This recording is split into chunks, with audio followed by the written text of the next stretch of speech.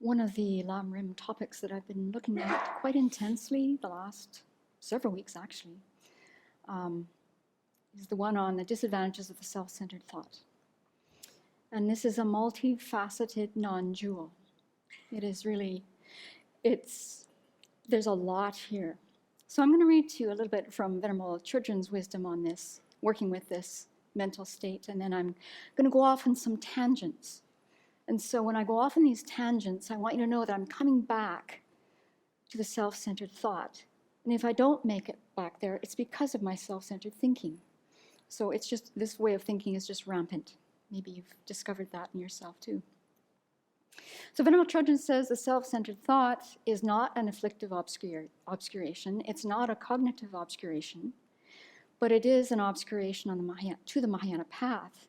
So since we all want to enter the Mahayana path, that self-centered thought is what prevents us from generating bodhicitta. So there you go, there's the big gate. You don't get beyond that gate until we overcome this kind of thinking. That's inspiring in itself, I think. And she goes on to say one of the best ways to oppose this kind of thinking is to remember the defects. So there's many. So we're going to look at a few of them today, and then I'll just give a list of what we can look at in the coming weeks if you're inspired to do that, or for the rest of our life. She goes on to say that many of its defects actually overlap with the defects of self-grasping ignorance, but that doesn't matter. In texts such as The Wheel of Sharp Weapons, it talks a lot about the defects of self-centeredness, and we can see them so clearly in our lives. And then she goes on to say, you can start out looking at the defects and how they influence you in this life, and it's vast. And then progress from there as to how they'll create problems to have a peaceful death. Certainly this kind of thinking will. A good rebirth, that's going to make that difficult. And how this kind of thinking makes it difficult to enter the bodhisattva path to attain full awakening. And then she gives us the critical advice here, because it's so easy with this one, I find, to really fall into really attacking myself with this mind. So it's like this very sharp, double-edged sword. There's the sword that we use, and it's all of you who are my problems. And then when I realize how silly and foolish I've behaved, and it's so totally embarrassing and humiliating, then you take that same sword, and you get it on yourself. It's all misery-making, all of it. So Venerable says, it's very important that when we do this meditation about the defects, that we're very clear from the outset. So good to start with the conclusion that our self-centeredness and the conventional I are two different things. And if we don't make this differentiation, then when we do the meditation, we'll come out with the wrong conclusion, and we just hate ourselves, and we criticize ourselves, and that's not the purpose of this whole meditation or the Buddhist practice. We've really, gone into another ditch.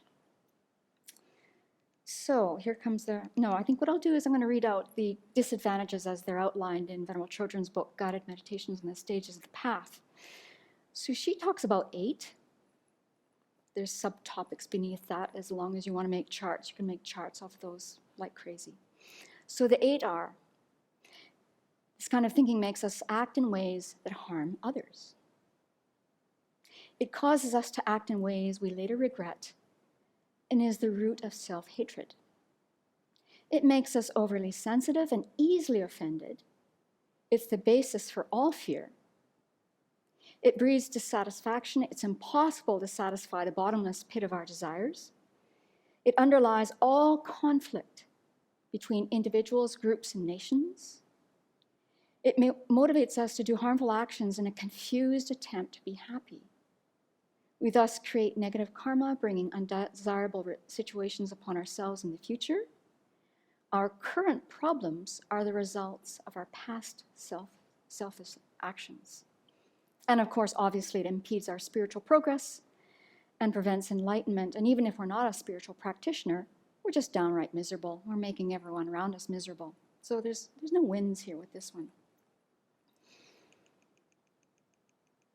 So here's a question. You can call out the answer. I've been wondering this for a long, long time, and I got my answer in 2019. That'll be my first tangent. So what do you think is the mental age that we're at when we're caught up in this mental state of self-centeredness? 2, 3, 1, 5, 2, 3 months.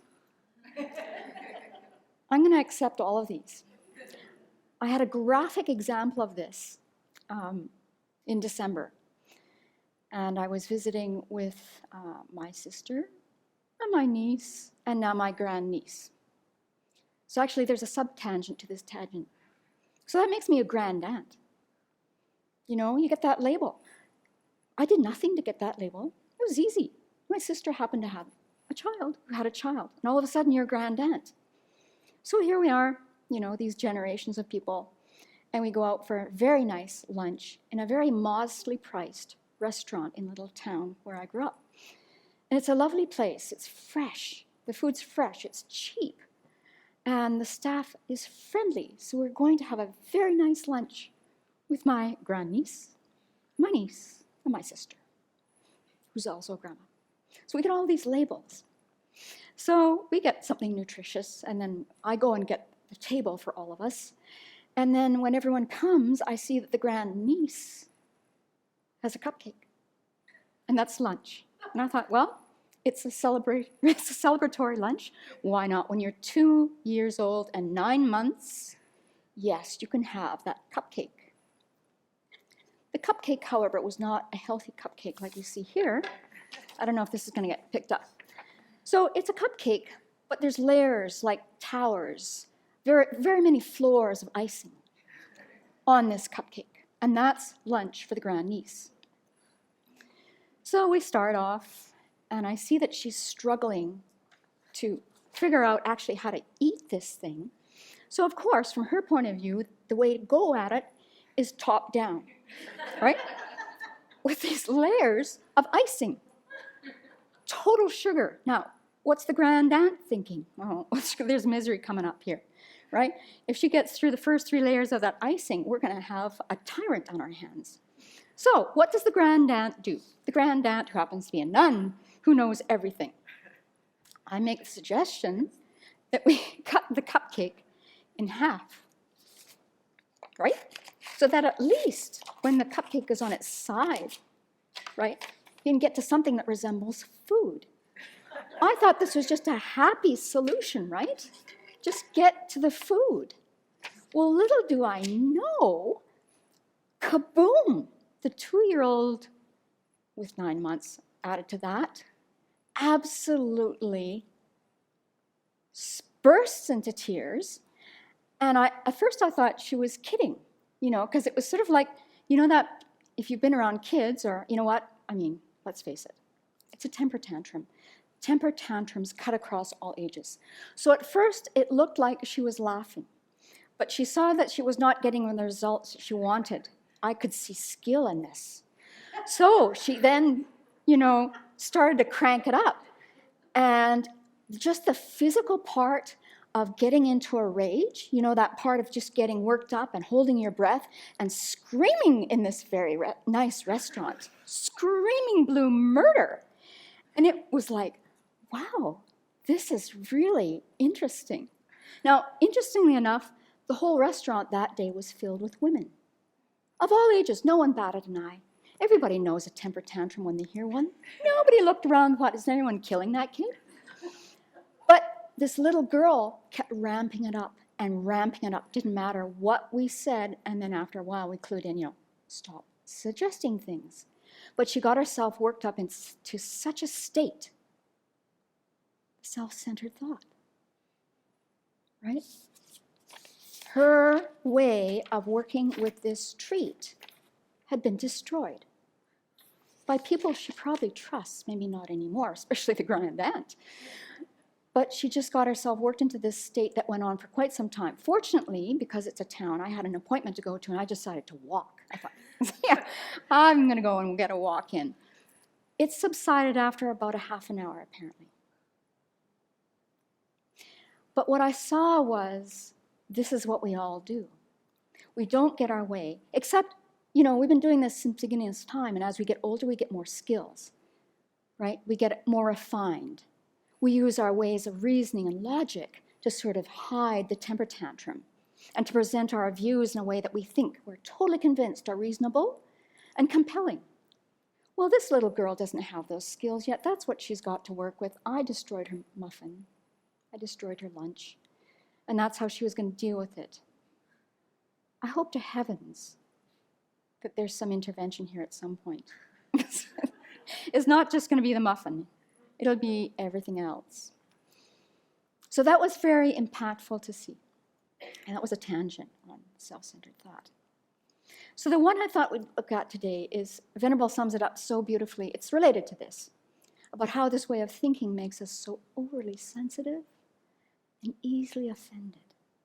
Oh! So here's what she says about this, and then I'll go on another tangent. The self-centered mind makes us extremely touchy and easily offended, easily irritated, because we're filtering everything that happens through the lens of how it affects the most important person in the world, who just happens to be me. And when we regard life through that lens, we become very, very sensitive to every little thing everybody does. This is because it's filtered through the lens of me. We don't trust anyone's motives. We think everyone's out to get us. We think they're going to cheat us. We think they're going to be deceptive. We think they are being deceptive. We're very suspicious of other people. We take everything very personally. Ring any bells? Bring some in mind. Experience.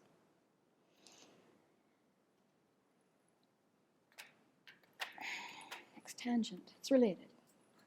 So when we get into this mind state, we get a little bit of irritation, right?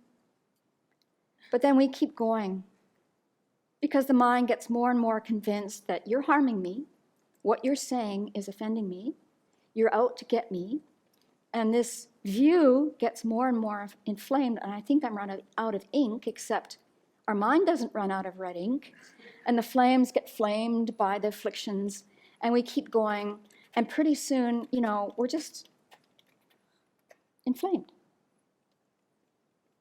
And we think that we're absolutely justified in this point of view, right? And nothing anyone can say to us at that point can have any effect, because I'm right, you're wrong, and you just need to get it, right? And then eventually, the flames of the afflictions do die down, like we saw with the fire puja yesterday. The smoke does clear. And then after a certain point, we don't know how long that is, we're all different, we look at that situation with some more clarity, and quite possibly we're mortified, we're embarrassed, we're humiliated, and we see the situation perhaps for what it was, if we get to the point of calming back down. But if we take a long time, then of course we're in retreat. We take this to every session and look at the amount of time we invest in, again, going through the reasons why I'm right and you're wrong. Wow, it's shocking. So that one alone, for me, really is compelling. Then there's another contraption you can try out to really graphically show us this kind of mind that's afflicted, that's just self-centered. You should actually use a bigger piece of paper. This is a bit small, but when you look at this, right, when I've got this kind of view, I actually can't see you, but maybe I could, oh, there you are. Yeah, you're the one. But all perspective is lost with this kind of tunnel vision of the self-centered thought. Try it out. Bigger paper works better. So, looking at these disadvantages are very powerful antidotes. Again, as Venerable says, be very careful. This is not who we are. This is not who we are. But using these antidotes makes us more aware. And if we're going to be hypervigilant about anything, and believe me, I can be hypervigilant about everything, that's the one thing I should actually train my hypervigilance on, the self-centered thought. And then the misery-making will subside, and more clarity and more time for practice will be ours.